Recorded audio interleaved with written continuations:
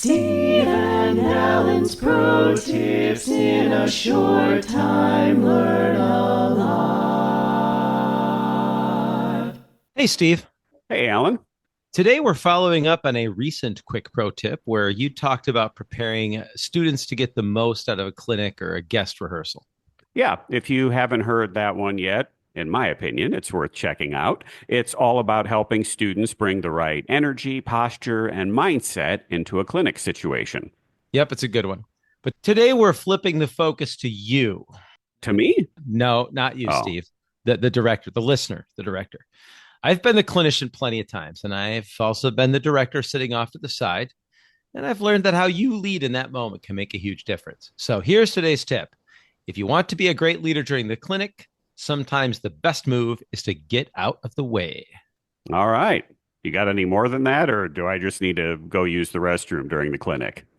No, I've got five quick suggestions, things I tried to do every time I handed my ensemble over to a clinician or a judge. Number one, be attentive. Even if you've heard this exact clinic before, you can predict what they're going to say, model focus and engagement. Stay off your phone. Don't start sorting papers or taking inventory of folders or music. Just let your students see that what's happening is worth your full attention. Yeah, you're not just modeling the behavior for your students, you're also showing the clinician that you respect their time and insights. And this is timely because at the Jazz Festival we hosted at Coe College just this last February, I had a couple of the clinicians I hired come in and say, "Hey, so during our clinic with so and so band, the director was on his phone the whole time." And yeah, that didn't go over very well. Oh, jeez, exactly. Number two, don't undermine, which I guess you can't do when you're on your phone, but I do think it's huge. If the clinician suggests something you disagree with, or even that contradicts something you've already taught, just let it ride for now. Don't make faces, don't interrupt, don't react to the eye contact your students give you, don't clarify for the group. It's one clinic. You can always return to your approach later, but this is their moment with the group. Yeah, I've seen directors do the but actually in front of their ensemble during a clinic before, and it just kills the vibe. Oh, yeah. Number three, write stuff down. Bring a notebook or a pad. Take notes on what's working, what your students respond to, and what might be helpful for future rehearsals. And do it with a pen and paper, not your phone. Otherwise, they'll think you're on your phone. It shows respect, it helps you stay present, and it keeps you from jumping in with commentary mid clinic. And it helps you remember the things you actually liked later on because the clinic might be good. So instead of just relying on your memory and how it felt in the moment, you've got those notes to refer to.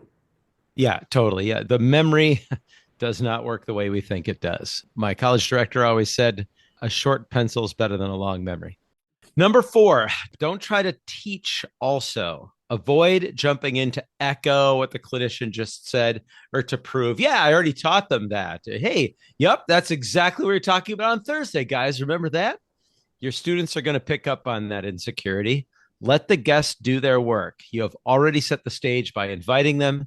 Now step back and trust the process. And this is so difficult. I've been on that side as a director when the clinician works on the exact same thing I've been trying to teach. It is challenging, but yeah, it's not the time to show that you know your stuff. It's time to let your students learn. And maybe that clinician is going to say it in a different way, or maybe they don't say it in a different way, but it's just from someone else, and that's enough.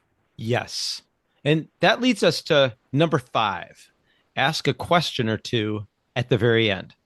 A good clinician will usually check in with you afterwards, and that's a great time to ask questions, not to challenge or defend, but to learn.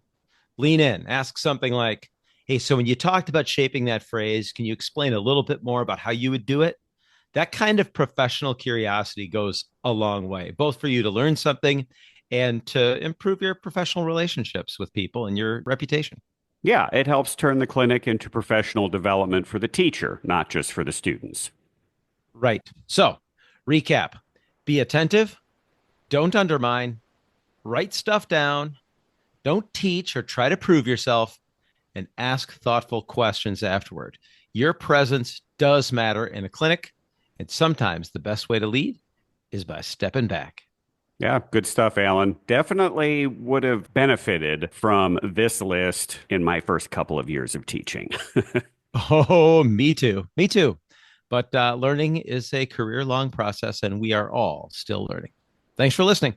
Steve and Alan's pro tips in a short time. Learn a lot.